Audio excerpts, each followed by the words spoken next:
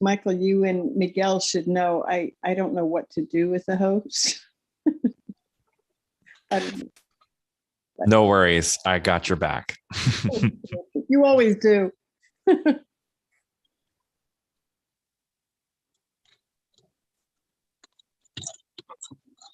Hi there.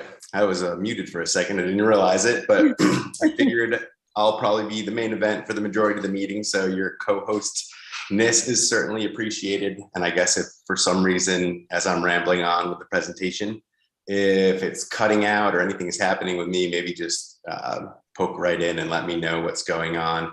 I typically put it on a full screen and can't really see the Zoom. So I'm more looking at just the presentation itself, and usually everything is just fine, but if for some reason we do have any issues, just let me know one way or the other there.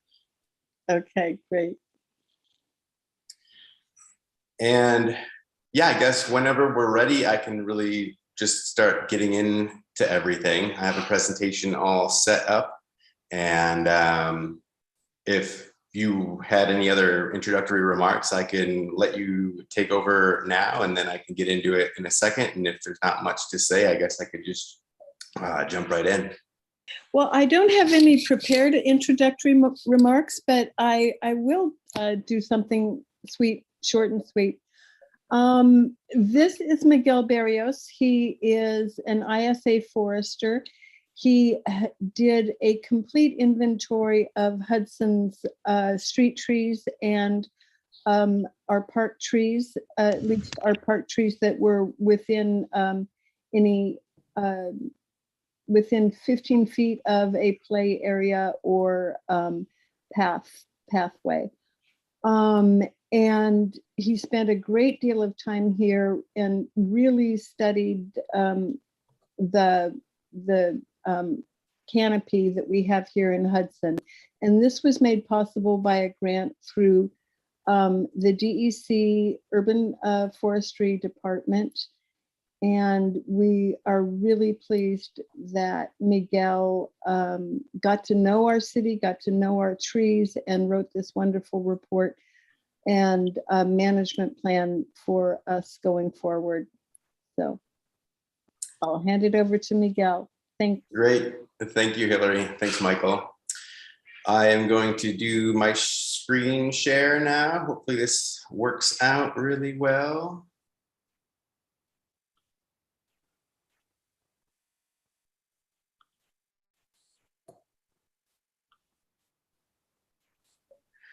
And all right, here we are with the screen share. Actually put myself. All right, and now I guess I'll just get right into everything. This is a presentation on the City of Hudson Urban Forestry Inventory and Management Plan. Today's the 13th, and you know, City of Hudson, everything should be self-explanatory there. Here is a presentation of what we're going to be going over today. I'll start with a little bit more of an introduction of LBS Ecological and myself, a little bit of information about the DEC program as well. The Hudson Urban Forestry background. We'll talk a little bit about what's been going on in the past and sort of the current state of everything. We'll talk about the forest inventory that I completed and how that data was collected.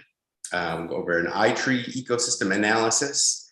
Talk about forestry recommendations and other recommendations, and then have a conclusion as well as a little public input question and answer session at the end here. So LBS Ecological, we're an ecological planning and design firm specializing in urban forestry, landscape design and conservation. I'm an ecological designer and I've accomplished numerous tree, forest, ecological surveys, assessments, management plans. I have a bachelor's degree in natural resources management from Cornell University and a master's degree in landscape architecture from SUNY ESF over in Syracuse. And also I'm an ISA certified arborist. I'm a natural resource conservation service certified technical service provider for habitat planning as well. And if you ever have any more questions about what I do or anything in general, you can feel free to reach out. My contact information is right over here at the bottom. The New York State Department of Environmental Conservation, Urban and Community Forestry Program. We can chat a little bit about now. The program is a partnership between DEC forestry professionals, public and private individuals, as well as volunteer organizations. It supports communities in comprehensive planning, management, and education to create healthy urban and community forests, which enhance the quality of life for all the residents. This tree inventory and community forest management plan, CFMP is the acronym you'll probably hear me say a few times, is grant funded through this program. We've been working with Michelle Higgins and Scott Moxham. They've been on the DEC side of things, and they've been very helpful as well along the path of the project here. So Hudson, New York, you all know this.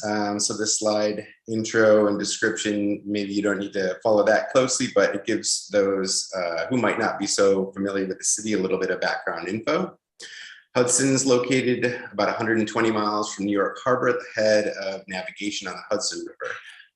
Originally, it was on a spit of land jutting into the Hudson River between the South and North Bay, but largely the bays have been filled in across the river. The Hudson River is the town of Athens in Greene County.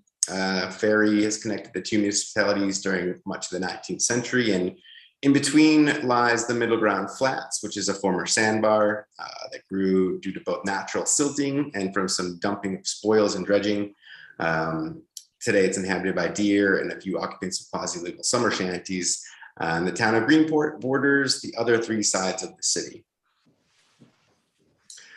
So here's Hudson. You can see the river and the makeup really of the city and its environs.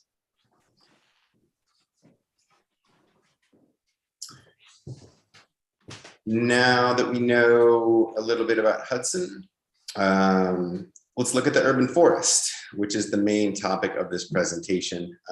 We can start with defining really what the urban forest is. So Hudson's urban forest is made up of all the public trees in the city, and this includes both street trees and park trees. The street trees include all the trees located in the right-of-way, the ROW, which is the area located between basically the street and the sidewalk. Park trees includes all the trees in public parks. There's several parks in the city of Hudson that are enjoyed by walkers, hikers, dog walkers, students, bird watchers, a bunch of other folks. In addition, there's the cemetery, which is full of trees as well. It's a treed cemetery, so that is included as well in the park tree category.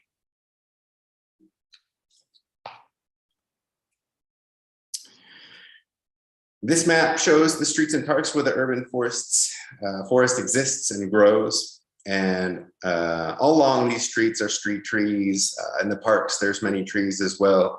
Some parks have a lot of trees, such as the Henry Hudson Riverfront Park, Oakdale Park over here, and the Cedar Park Cemetery. Some of the parks are smaller, they're called pocket parks often. And you can see the numbers here, 1 through 13 are all the different parks. The smaller ones are included in our inventory within the wards, and I'll get into that here in just a second. So there's 5 wards. I'm sure everyone knows this as well that make up the city of Hudson. And during the tree inventory, the ward location was noted for each street tree and for all the trees located within smaller parks, the pocket parks, which I was just talking about. Here are the wards mapped. You can see the 1st, 2nd, 3rd, 4th, and 5th. Basically, we stratified the sample for the inventory. So instead of just having a big picture of what the urban forest looks like, we can actually see how the different wards even compare for their number of trees, canopy coverage, leaf area index, and that sort of stuff as well. So the first task of the project was to inventory the urban forest. And as Hillary mentioned, we did a complete survey. Our team recorded information on all public trees in Hudson, and the data from the inventory is what informs the management plan. The tree data was used to determine the urban forest composition, ecosystem services that the trees provide, and potential pests and pathogens of the urban forest. Information that was collected on the trees included the location, sort of the latitude, longitude, the ward, of course, the address, species of tree, its DBH or diameter at breast height, size of the tree, its trunk. Crown dieback was noted and collected as part of the inventory as well. Also, as part of the inventory, we assessed each tree for risk, and factors noted were the condition of the canopy or crown, condition of the trunk, the root and root collar. Also noted priority tasks that could be accomplished for the tree, if there were any maintenance recommendations, and further notes and comments. In addition to collecting inventory data on the trees of Hudson's urban forest, the locations also of plantable street tree pits and strips were surveyed in order to determine where trees could be planted, obviously within the urban fabric of the city of Hudson. Plantable street tree pits and strips were determined to be suitable for either small, medium, or large size trees. And the addresses for these pits was noted as well. So that'll help with planting in the future. And letting you know if you can plant, a small tree, for example, if there's going to be utilities or something, wires overhead, or if there's enough space, ample space for a large tree, where there's plenty of growing soil and conditions are right for a larger tree. After the inventory was complete, data from the inventory was analyzed using the iTree Eco model. The iTree Eco is designed to use standardized field data and air and meteorological data to quantify urban forest structure and its numerous effects. So this is really pretty interesting stuff. And this program is what the DEC has us use to quantify ecosystem services provided by the urban forest. We'll get into that here right quick. So the iTree ecosystem analysis includes tree characteristics and the urban forest structure. So the species composition, health of the trees, the leaf area, et cetera, the amount of pollution removed by the urban forest and its associated percent air quality improvement throughout a year. We get to see the total carbon stored, as well as the net carbon annually sequestered by the urban forest. We also get some numbers for the structural value of the forest, as well for the value of air pollution removal and carbon storage and sequestration. And lastly, the potential impact of infestations by pests, such as the Asian longhorn beetle, emerald ash borer, gypsy moth, Dutch elm disease. We get to see if those are going to be impacting trees of the urban forest and which ones might be impacted. So first, from the analysis, the urban forest tree characteristics. The urban forest in Hudson was found to have 1,739 trees. That's all the trees that were inventoried with a tree cover of about 4.1%. The three most common species are northern white cedar. I guess that's not a big surprise because of Cedar Park Cemetery having so many cedar trees. Norway maple was actually about tied for first, but right here is mentioned second at another 14.5%. And then Norway spruce was the third at 6.8%. I'll point out here that the Norway maple and Norway spruce make up a large percentage of the urban forest, and that's not really preferred because they're exotic species, and Norway maple in particular is considered an invasive species, and future plantings should avoid these trees, which largely has been happening from what I've been seeing.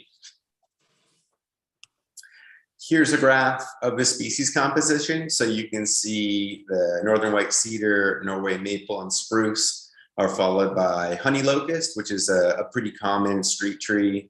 Calorie pear, which is another, it's been planted, probably overplanted, and is a tree, unfortunately, that might end up on the invasive list here soon. We have common linden, eastern white pine, ginkgo, silver maple, and red maple as well, and then a whole host of other trees. So a pretty decent diverse forest, albeit that there are a few candidates such as the Norway maple, Calorie pear, that we're not wanting to see those in such high numbers. Now we can look at the density of these trees and really where they're located in this city. So the overall tree density in Hudson is about 3 trees per acre. And this stratified project, which I mentioned, we kind of divided it out into wards as well as some of the larger parks. The highest tree densities occur in Oakdale Park, followed by Cedar Park Cemetery, and then Henry Hudson Riverside Park. And we can kind of look at the street trees in the 5 wards. They have a lower density, and they can be kind of compared all down here in this image. Notice how fewer trees really there are in the streets than in the parks. That's normal to have lower densities in street trees, but this is a little bit more drastic than what could be hoped for. And I would say that there could be a lot more street trees. The wards are actually equally quite low, and really they should be prioritized for more planting. This graph shows the size classes of the urban trees now. And you can see that there are not really as many 0 to 3 or 3 to 6 inch, 0 to 6 inch trees as there are in the larger classes. And more or less this shows that there's been a lack of tree planting for a little while. With a slight uptick in the 0 to 3, you can see there's more than in the 3 to 6 category there. So the hope is to get these smaller classes up more toward, the 20% or 15 or 20% mark. The idea is that you have sort of a line across and then diminishing as the trees get older. And tree plantings will really bump up the numbers of these smaller trees. So that there's, as the larger trees die out, there's more trees that are filling in the places where they have been, and sort of following the way of nature, where there's a lot more small trees in a forest actually than there are large trees, even though the large trees take up more space. We also did an analysis of area of native origin of the trees, and well, urban forests are composed of a mix of native and exotic tree species, and increased tree diversity can minimize the overall impact or destruction of a species-specific insect or disease, but it can also pose a risk to native plants if some of the exotic species are invasive plants, such as Norway maple, that can potentially outcompete and displace native species. Basically, it's okay to have exotic species as long as they're not invasive, but we should really be prioritizing planting native species for many reasons. They're usually more adaptable, they have better habitat value. There's a number of reasons. Leaf area is another factor analyzed from the inventory. And basically many tree benefits equate directly to the amount of healthy leaf surface area of a plant. So trees cover about 4.1% of Hudson and provide 221.5 acres of leaf area, actually. The total leaf area is greatest in Cedar Park Cemetery, followed by the first ward and third ward. It's important to have more trees in terms of numbers, but it's also important to have more leaf area, which comes from having larger trees, basically. For example, one large mature tree, it probably is contributing as much as, for example, 10 newly planted small trees with small canopies. It's just sort of the scale of the tree equates to how much work it's actually doing. And here is a list of the species with the highest leaf area. In Hudson, the most dominant species in terms of leaf area, Norway maple, Norway spruce, and northern white cedar. So right along with the composition that we just discussed earlier. These importance values are calculated as the sum of the percent population and percent leaf area. And high importance values don't really mean that these trees should be encouraged in the future. That's not really why I put this in here, rather that these are just currently dominating the urban forest structure and doing the majority of the work just because of their number and leaf area. Next on the analysis is air pollution removal. Let's see here. Pollution removal by trees in Hudson was estimated using field data and recent available pollution and weather data.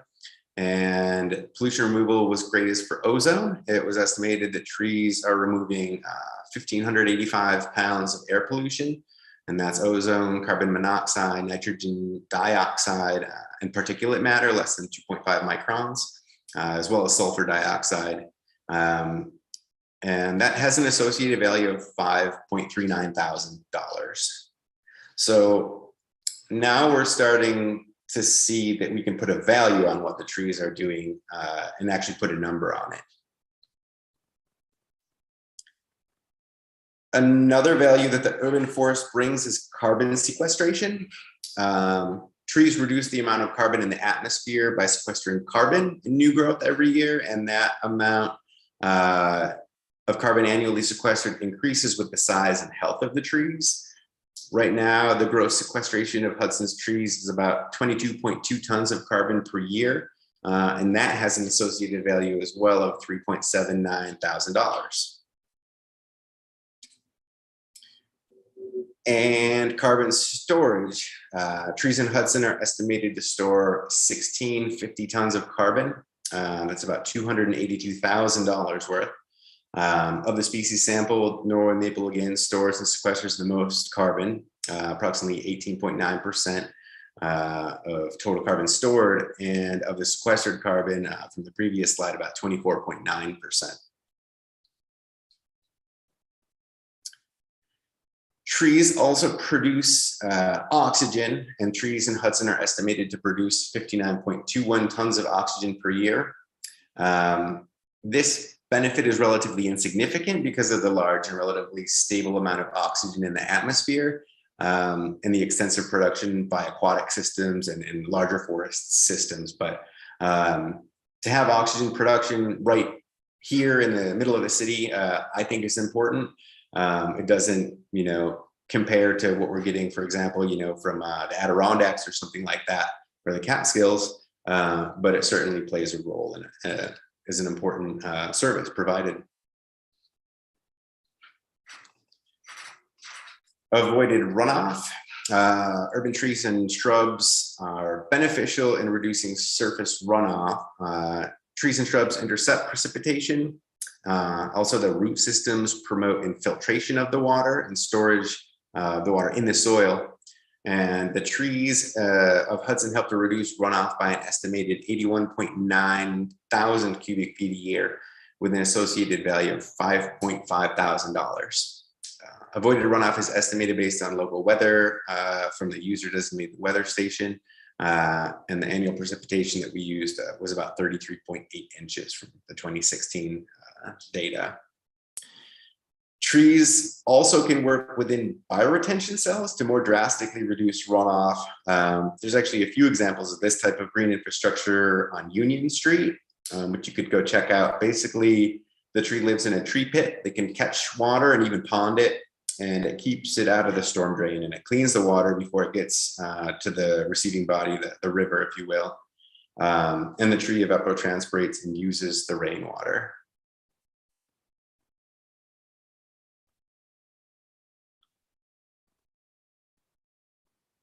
Hillary, did you have a question there? I saw that. Yes, I thank you very much, Miguel. I just wanted to, I think this might be a good point. If you could clarify what the dollar value translates to, is it in savings, or how do you get a dollar value of carbon sequestration, and what does it mean to us, or of avoided water runoff? The $5.5 thousand value associated, is that something that we would have had to put $5.5 thousand doing something with that water? That kind of, how do we Sure understand the dollar? I'll have another slide here coming up that talks about structural and functional values, but largely, I guess, for carbon storage, for example, like all the trees currently have a certain amount of carbon stored, and that has a value to it. Where even now people are getting paid for their carbon sequestration in forests just by having them be there functioning. Carbon storage is different than sequestration. Sequestration is what you're annually sequestering and adding to your storage.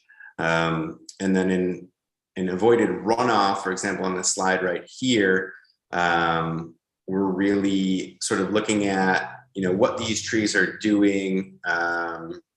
This is per year, and it's taking all the trees in all the different parks and in the city, street trees, and just, you know, if they weren't there doing the work that they're doing, you would have an extra expense basically to stop the water that they're currently stopping. So they're a best management practice, if you will, for stormwater management. And they're doing a $5,500 worth of work each year.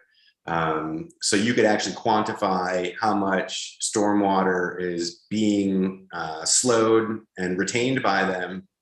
And this just puts a value on that rather than just knowing that trees are there doing work. We actually can say that this is how much work that they're actually doing. And if we added more trees and did another analysis of it, we would know, you know, potentially that they would be doing $6,000 per year worth of work, et cetera. Does that make sense? Yes, thank you. Sure. So here's the structural and functional values. And this is value based on the trees themselves. So really what we were just talking about. And if you had to replace a tree with a similar tree, for example, if you cut all the trees down in Hudson, this is what you would have to pay to get them back. And this is what, in terms of annual functional values, they're producing on a year-to-year basis. So all of the trees are structurally valued at almost $6.5 million. So you have 1,700 something trees, a lot of large trees, several smaller trees as well, you know, whole mix. But if you cut each one down and needed to replant, that's what it would cost to actually create what you currently have. In terms of carbon stored, you have about $282,000 worth of carbon stored in those trees. And the functional values are for carbon sequestration, this is per year, 3.79 thousand, runoff 5.47 thousand, and pollution removal 5.39 thousand.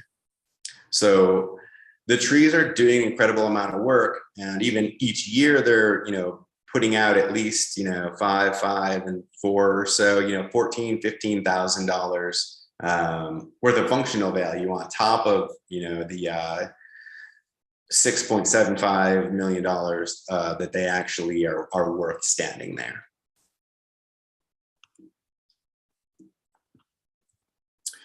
And here's a graph of the tree species, I guess, that have the highest structural value. You can see that it really kind of follows the tree composition loosely that we talked about earlier.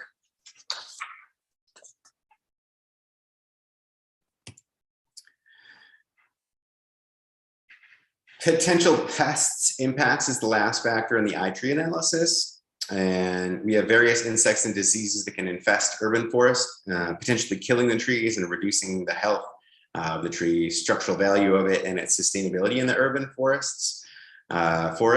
As pests tend to have different tree hosts, the potential damage or risk of each pest will differ among cities. But largely what we are seeing here is there's gypsy moth, pine shoot beetle, spruce budworm, spruce budworm next, and then also, I believe, white pine blister rust.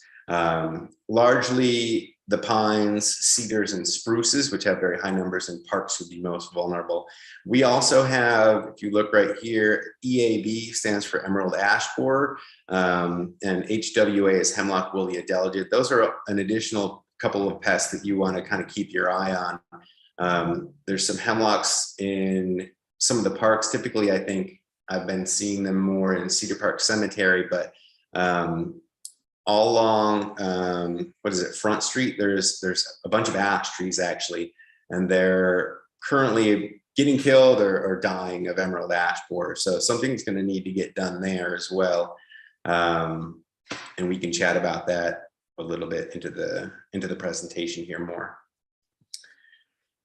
So now we have a clearer picture of the urban forest. Let's talk about how the urban forest is planned for, managed, and maintained.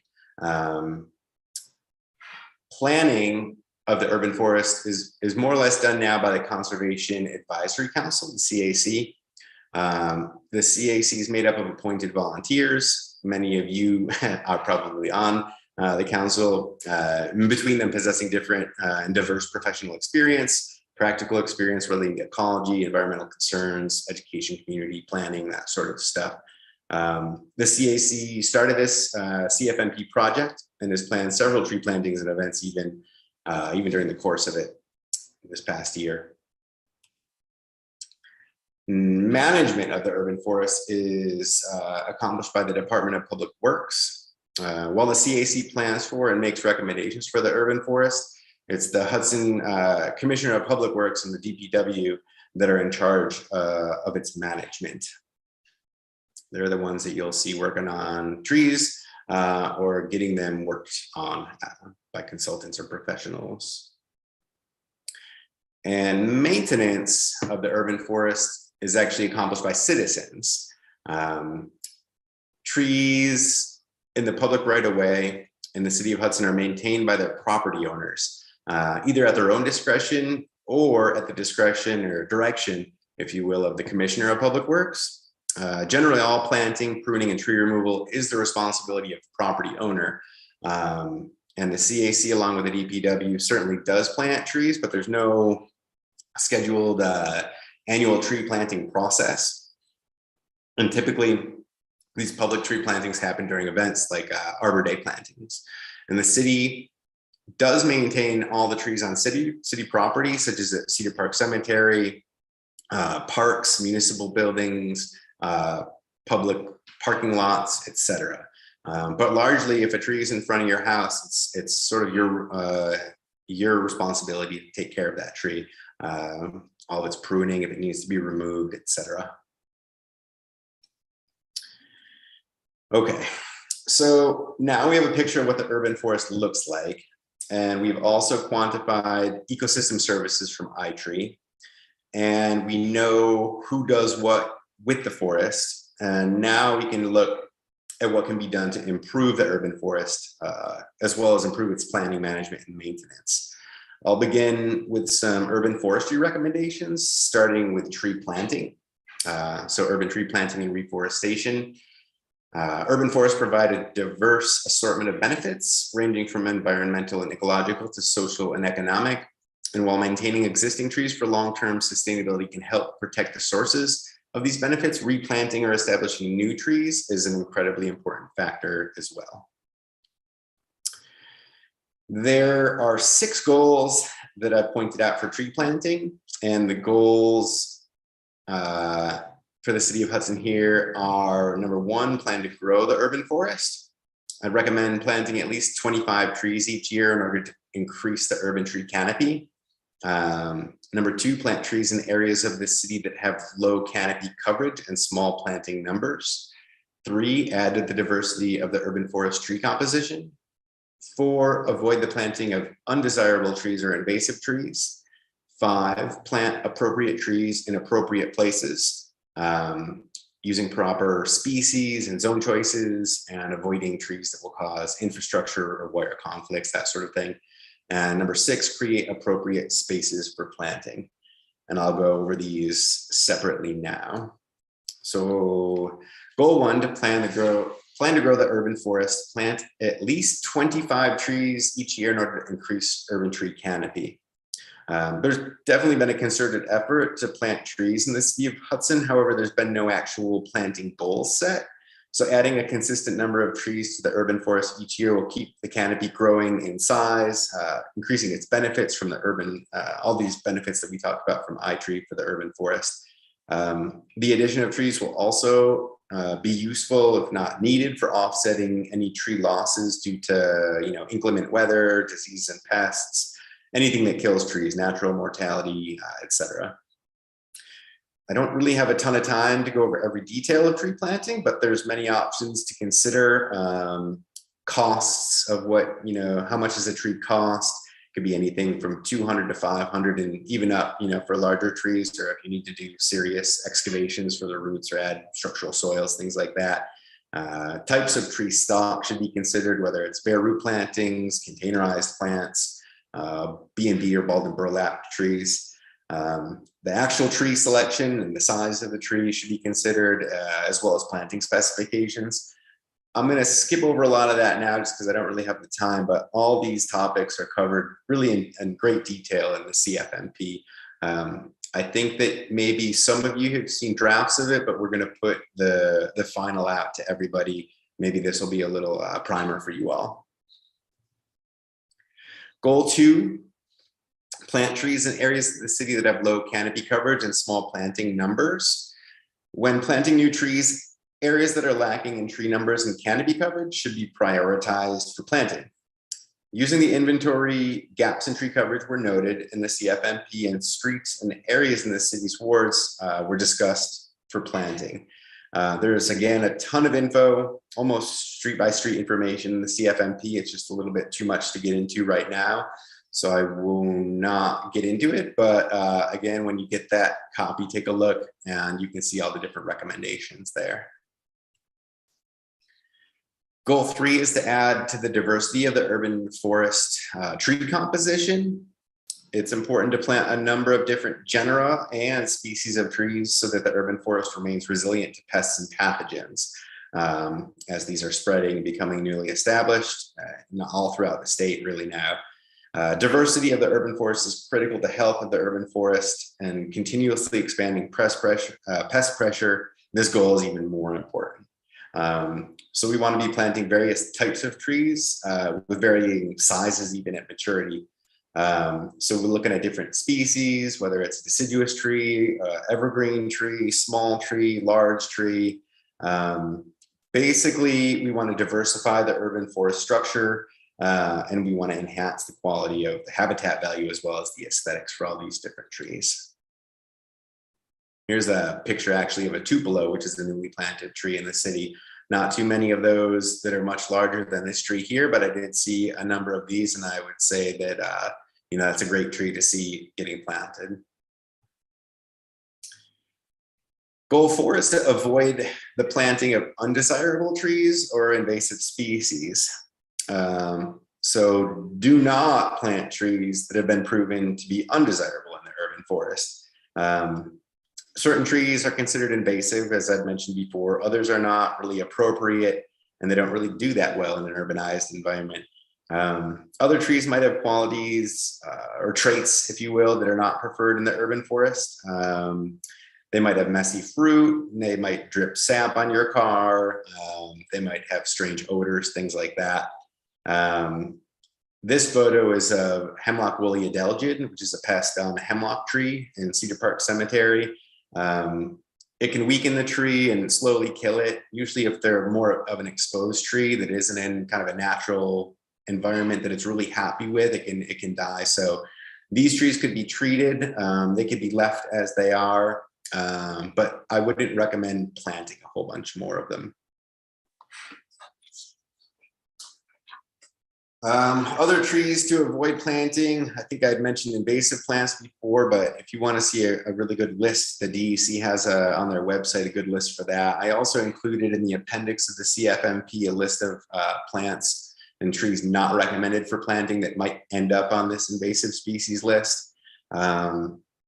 We also want to have really well represented or overrepresented species in the existing inventory kind of not planted as much. There's a rule that's called the 10-20-30 rule. It's a good guideline to reduce the risk of catastrophic tree loss due to pests basically suggests that an urban tree population should include no more than 10% of any one species, 20% for any one genus, so for example, acer for maples, or 30% for any family of trees, and that's the 10, 20, 30% rule.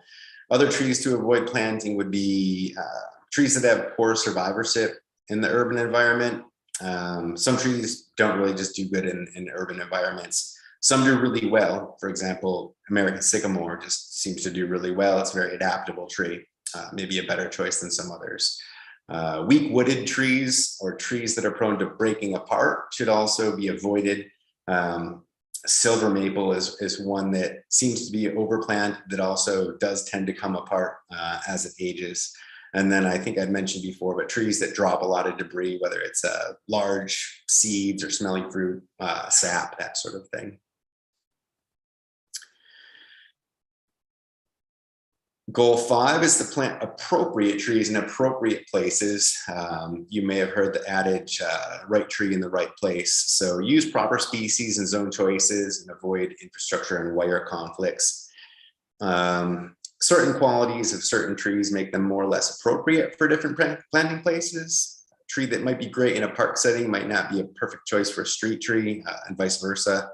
Certain trees just may never really be appropriate because they're not winter hardy or they can't survive the urban conditions, as I mentioned before. And tree qualities to consider are its size, its stature, its growth habit, whether it's got fruit and seed production that could be undesirable, its hardiness. The quality of planting places also is important for tree health, and certain spots might be really difficult to grow trees. Probably for these smaller trees that are more hardy should be chosen. And proven varieties should be chosen for difficult planting places, or those really could just be avoided in the first place. The complexity required to manage for this array of challenges, especially I'm sure in the era of budget constraints and inflation and everything else that's going on, makes it even more important to plant the right tree in the right place to maximize the benefits provided by each tree and really to make the urban forest more resilient overall. So there's going to be certain setback requirements for street tree plantings that I'm going to recommend. Stay away from underground wires and lines by at least 5 feet, driveways by 10 feet, utility poles by 15 feet or so. These are all in the CFMP in the management plan, so take a look there. But some factors, just to name a few, that to consider that affect street tree species selection include the space available in the planting pit, as well as sort of the horizontal and vertical space. You also might have wires and things like that. Low-hanging branches, expected lifespan, weak wood, fruit and nut stuff again, and several other factors. Create appropriate spaces for planting is goal number 6. Trees planted in open areas, parks, lawns, forests, and the like, they have unlimited root space oftentimes in good quality soils. In the city, it's not the case. Trees are planted, they don't have root space, they don't have access to soil, good soil anyway, and really there's minimum requirements for tree planting spots that should be met whenever tree planting is accomplished.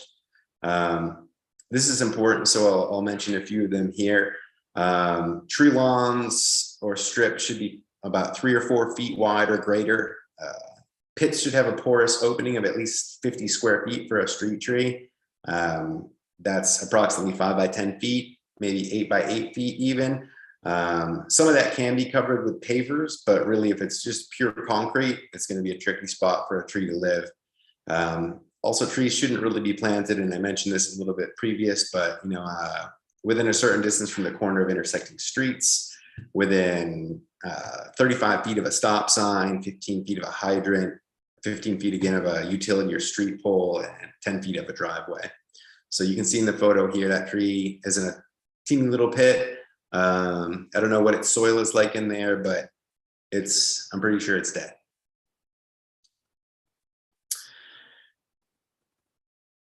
Just to mention real quick too, no tree should be planted directly under or really in competition with a large tree on a neighboring private property. And I'd also probably just go ahead and say that all planting locations really should be approved by, I guess it's the superintendent of public works or the CAC, maybe the commissioner of public works. Right now, people, I think they do get a permit, but I've noticed that there's some poorly done planting, I think, by residents, that sometimes there's just too many trees, the spacing is funny, and it's not making really for excellent trees. All right. Next, for urban forestry recommendations are recommendations for pruning and removal of trees. And trees need to get pruned and removed for many reasons. They might need to get pruned if they're growing close to a roadway or a sidewalk, canopy raising, for example.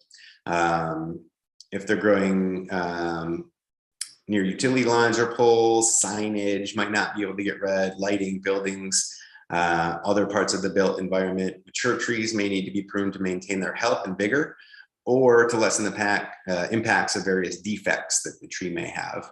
If they've got a codominant stem or something that's about to snap, you might really want to prune that tree to correct that. Also, young trees benefit from maintenance pruning as well, with the addition of training and formative pruning, which helps them develop good form as they grow in their early kind of establishment period. Sometimes trees pose a risk to the general public, and pruning mitigates for that risk as well. We'll talk about that a little bit. Risk tree maintenance and prioritization. So, as I mentioned, all the trees from the inventory were assessed for risk, and these trees were identified, well, they were all identified, located, and then assessed for these different factors. So, as I mentioned before, location, street location, species, DBH, crown dieback, and then canopy, trunk, root condition, maintenance task, maintenance priority, additional notes and comments.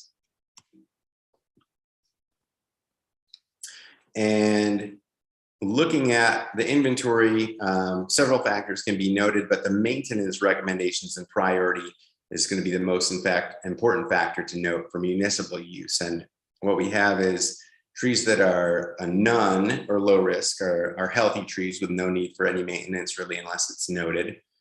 Trees that are routine or moderate risk are trees that show minor signs of decline, wounds, disease, maybe needing formative pruning, and should be pruned or monitored in future inventory work.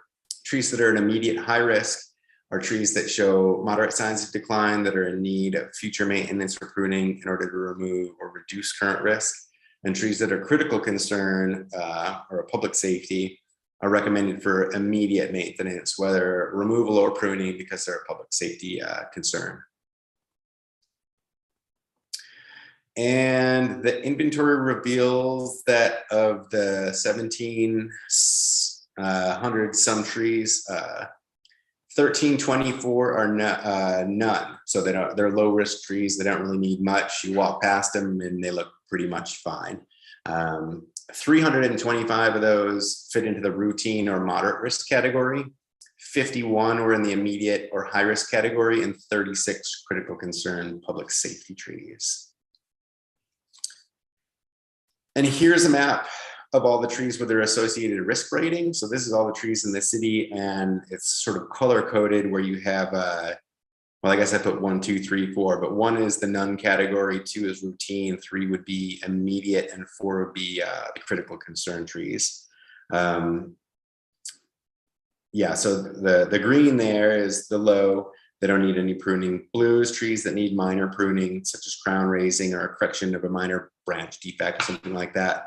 The orange trees should be managed as soon as possible, and the red are critical concern trees that something needs to happen to mitigate the risk of those trees. I've mentioned on Front Street, the ash, you can see the red through here. Those are all ash trees that have emerald ash borer. I think some are already dead, or if they're not, they're going to be in, next year or the following, probably dead.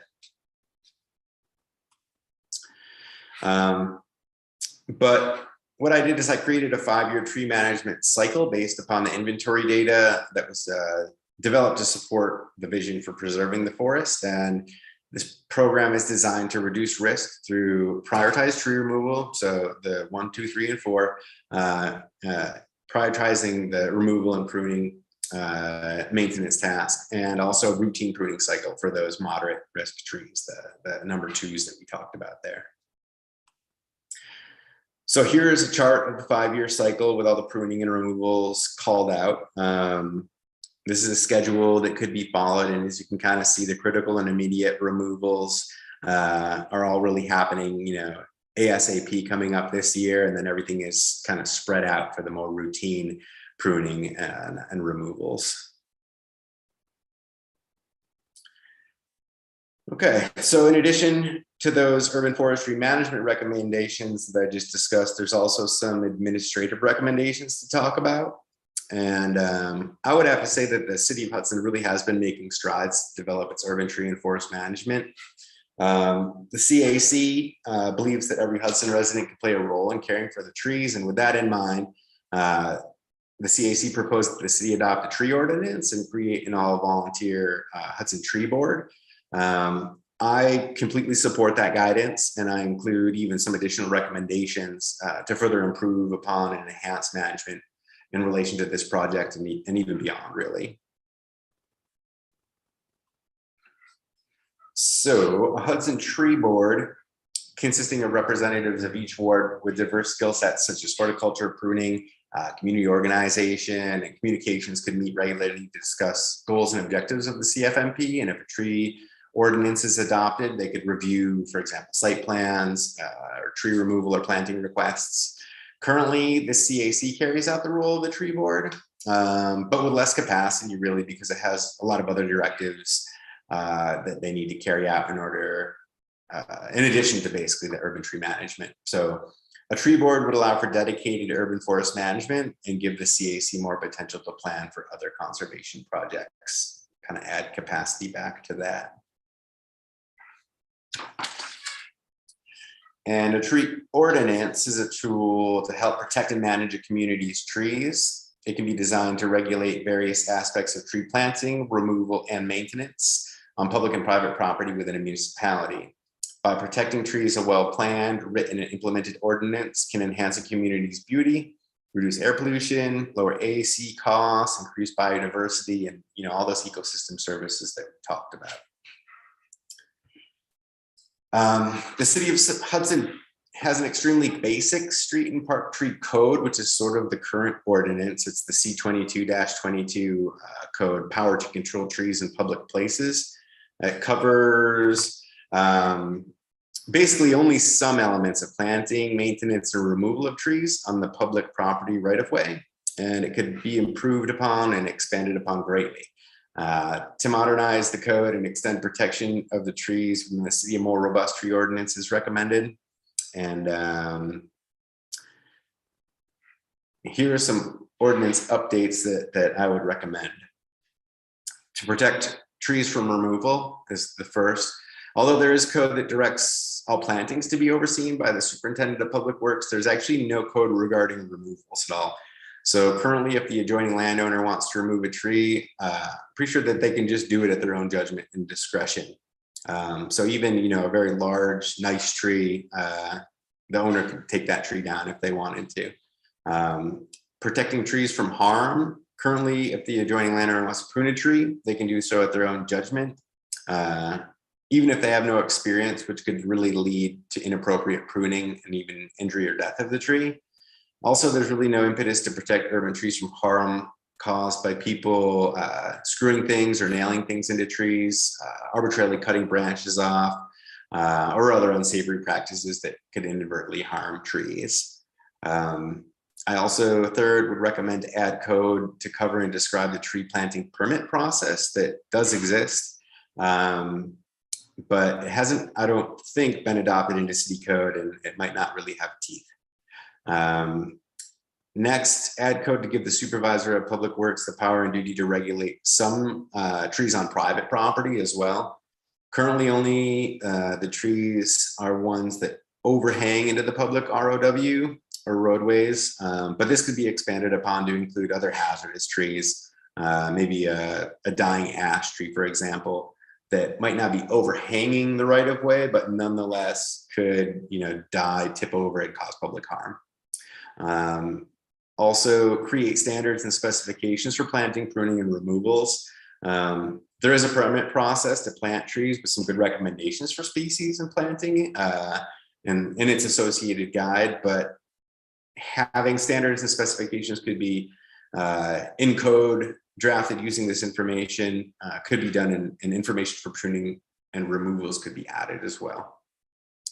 And lastly, create a system to identify and remediate risk trees. Without a dedicated arborist or forester on staff, the city of Hudson relies upon consultants like myself to adequately identify risk trees. And I believe that the risk assessment included in this CFMP might be the first time that the urban tree population has really been surveyed to locate and prioritize the potentially hazardous trees. This process should definitely be updated regularly and be carried out at least as often as a complete inventory is conducted, which is recommended to be done every 5 years. Some people say 8 years, up to 8 years.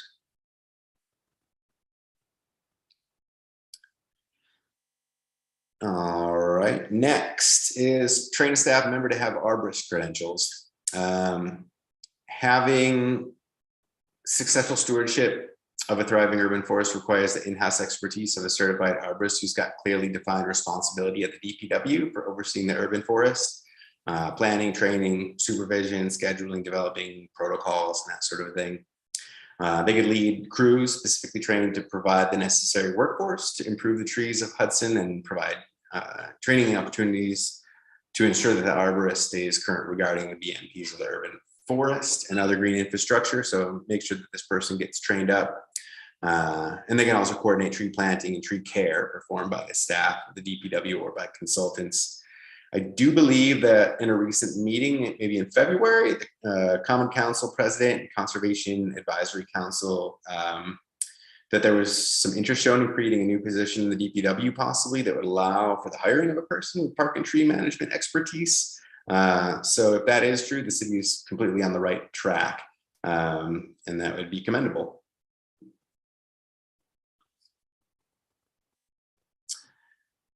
Next, update the tree inventory and maintain an up-to-date database.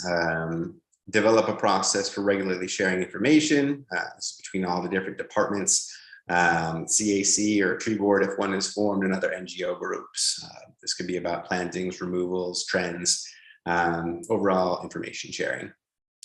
I would say the charge to the CAC or tree board with developing a process could be approved by the ISA arborist if one's on staff that will use the public or even coordinated citizen volunteers to help gather information on tree status, or even for other maintenance activities. There's a group called Citizen Pruners that could be really add a lot of value to. Also, undertake periodic sample inventories, beginning no later than 5 years from this plan, focusing on a particular planning issue, concern, or really just to update the inventory if it hasn't been adequately done. And lastly, dedicate a staff responsibility for updating the tree inventory on software. Usually this is like ESRI software, but can certainly be done on Excel in a data sheet kind of a format as well. I find that mapping in the ESRI kind of GIS information is more useful oftentimes. Next, find and leverage resources and funds for urban forest improvement. This has already been happening already, otherwise we wouldn't be having this presentation, but needless to say, apply for the next round of DEC funding for a grant for funding tree planting. That's a possibility. And of course, with the knowledge that the benefits from trees far outweigh the costs, we've shown how much these trees are adding. It's certainly worth mobilizing financial and human resources to preserve and expand the urban forest. You can also leverage the village city funds whenever possible by applying for matching grants. So the DEC, Arbor Day Foundation are two likely possibilities. And of course, you should research and apply for other federal, state, foundational, private, and environmental stewardship grants as well.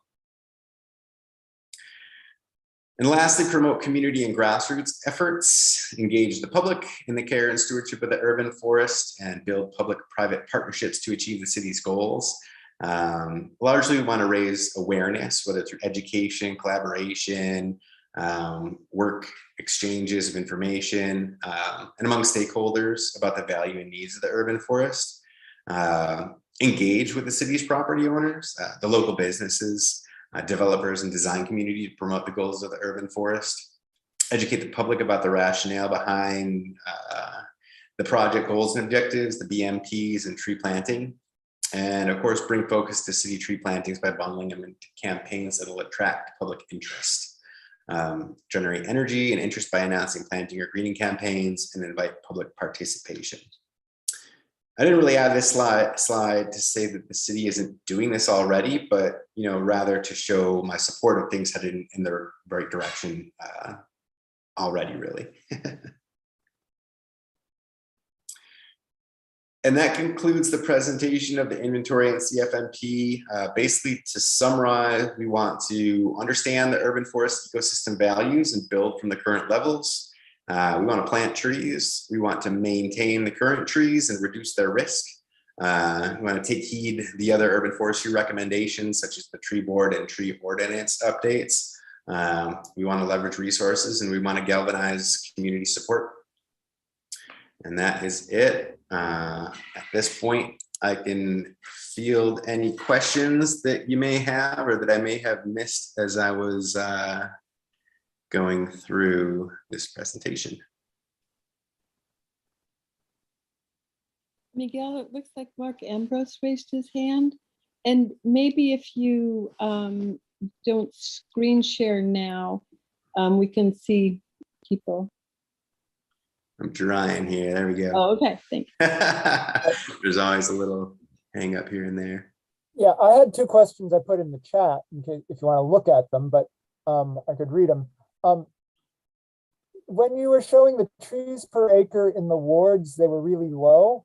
And I was wondering, is that based on the total land area of the ward or just the area of the right-of-way and parks that were the area that was being surveyed? It is based upon the area of the urbanized area within the ward. So it's not the entire ward, because if you look at the entire wards kind of as a whole, a lot of them are completely not developed, and there's wild areas and stuff like that. So I didn't want to have it overestimate or underestimate. So really what we're looking at is the urbanized area is what it's based upon. But a lot of that area is private property that even if there were trees on it, that wouldn't be in the inventory, right? I mean, that is correct. And there's a lot of impetus to include that, and there's some impetus to not include that area, basically because some of the trees on that area could be considered to be managed within the realm of the urban forestry. That is why it was included, but it does give a slightly smaller expectation of what is actually there. Okay, I mean, but it was just set, and it's mentioned in the CFMP. I didn't mention it in this presentation, but what I was getting at is that, like, if a lot of that area is occupied by houses, there's no way you could possibly plant trees there. So there's a sort of an upper limit to how many trees per acre you could get, Right. Yep. And then the other question is, when you were showing the origins of the species, North American and Asia and Europe, there was a category called North America Plus. And I was wondering what that was in slide 19. That is a good question as well. And I hope I can get this right. Within iTree, when you're doing the analysis, there's, I believe, trees that are, I might have to answer this separately in an email to you, but I believe how it works is that, for example, malice could be considered an American species, but it's also a European species. So it's sort of nested within the larger North American Plus category. Gotcha. I can send you more information about that as well. I don't know if I can really clarify extremely well as to what it means there, but you could also look it up in the iTree information online.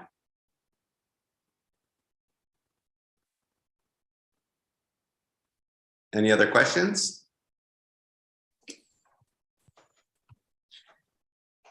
I have a quick question. Page 18. There was a graph, and the idea was that we were going to get to 20% of trees that are small. Do you remember this? I do. I'm wondering what that represents in terms of number of trees. I mean, clearly that's going to change if depending on how long it takes to plant them all. But let's imagine you planted all of them in a year, which you wouldn't, but let's imagine you did. How many trees do you think you would have to plant to get to that ideal goal? Well, I'd have to crunch some numbers to actually determine that. But really what we want to do, whether it's in 1 year or in multiples of years, is to have, new recruits of trees to fill in as trees, because every tree dies ultimately. There's, in an urban environment, even a shorter lifespan for trees. So sort of in, whether in an urban area or in a forest, you just need to have enough young trees to fill in as, it's sort of like a recruitment strategy. But I don't know how many exactly you would need to plant to boost those numbers up. But if you did it over a number of years, I think you would start to see that graph kind of start across, more flat, and then drop off. That's really kind of the form that you want it to be in. Okay. Thanks. Nathan has a question. I had another question. Thank you all. Thank you for this presentation. It's been great, and all your work putting that out. You have a bunch of experience doing this with a whole bunch of towns. Like, what towns would you say were like real models in this work? And like, if we should be like aspiring or looking to anyone else in the region to get better? Sure. I mean, there's a lot of different cities that have more tree coverage and more diversity. I guess could speak to Ithaca, New York, which is a city that I kind of am located near. They have super diverse tree canopy. Most streets are, they're more or less filled in all the different planting spaces, if you will. So their stocking is maxed out. They've got a city forester whose job it is to constantly be keeping track of all these trees and everything. They're currently even working on their tree ordinance to make it improve it upon it. So that'd be one city that I would recommend taking a look at, or maybe checking out. Becoming a Tree City USA or something like that. I'm not sure if Hudson has that yet, but that would be like a step that could be taken.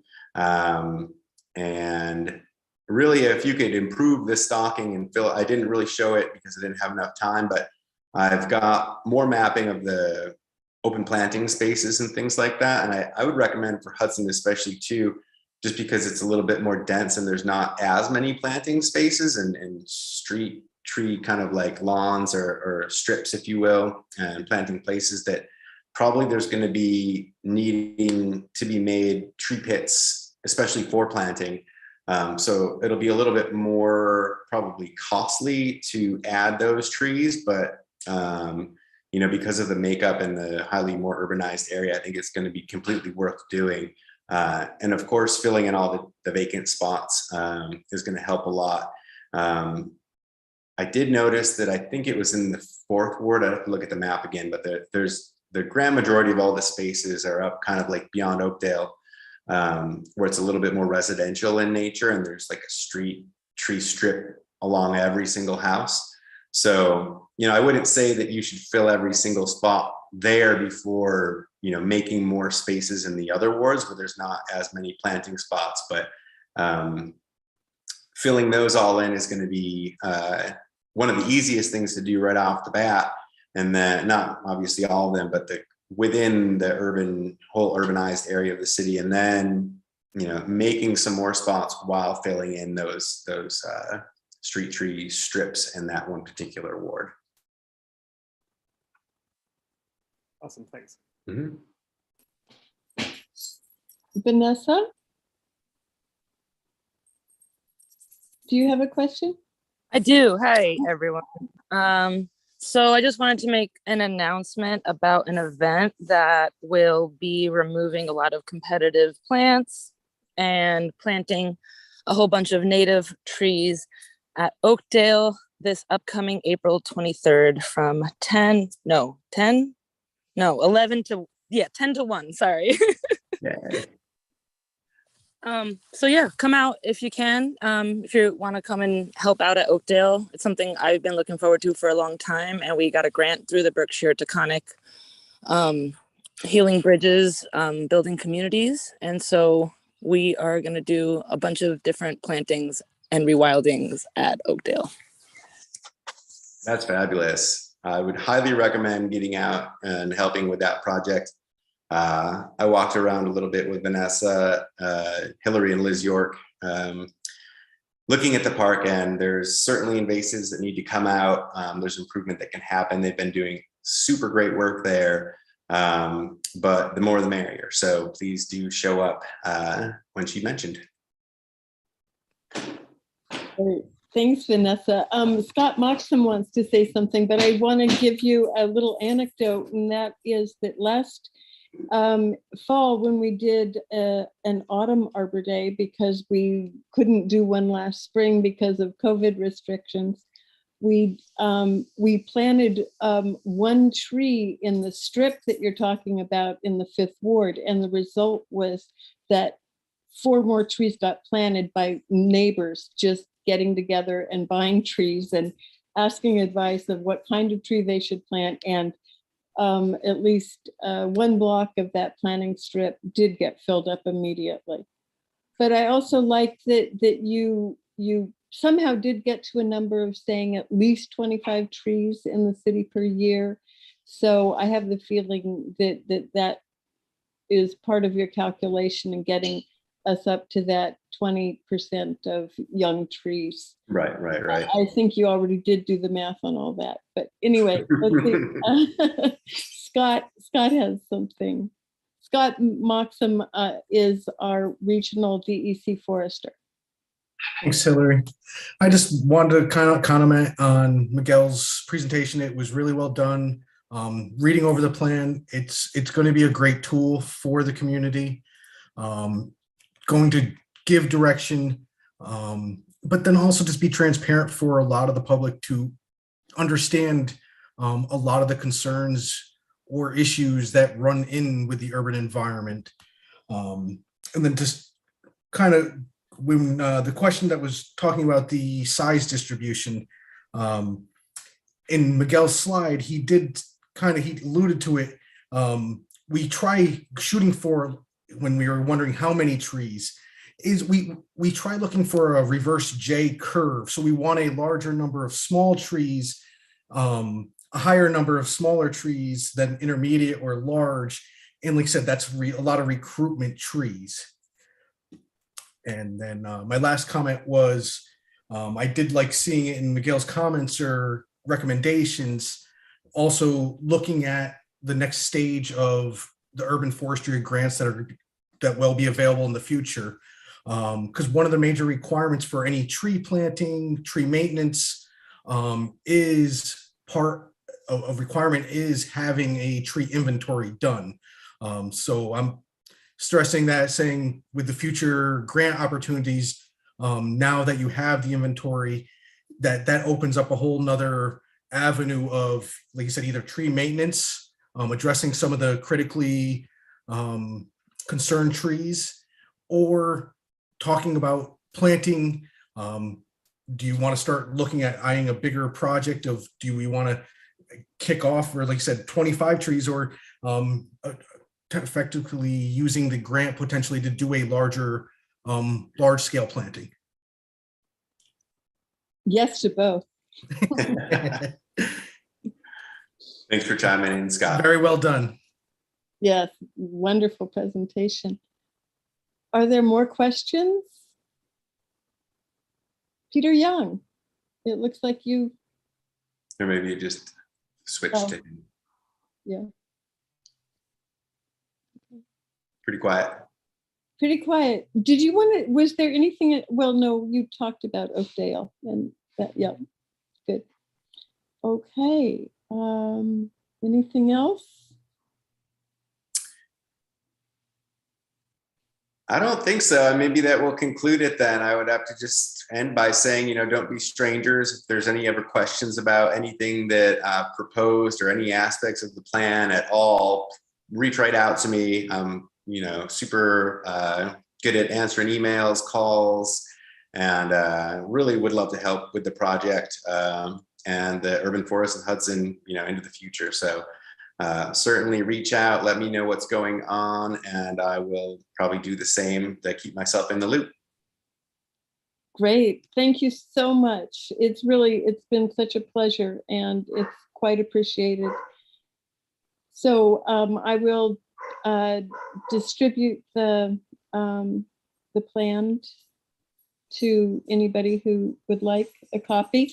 If anybody is on this meeting who is not, is City Hall, of course, and DPW and all will get a copy of an electronic copy of Miguel's plan. But if anybody else is on this call that would also like to see a copy, you can email me, Hillary H. Hillman at cityofhudson.org.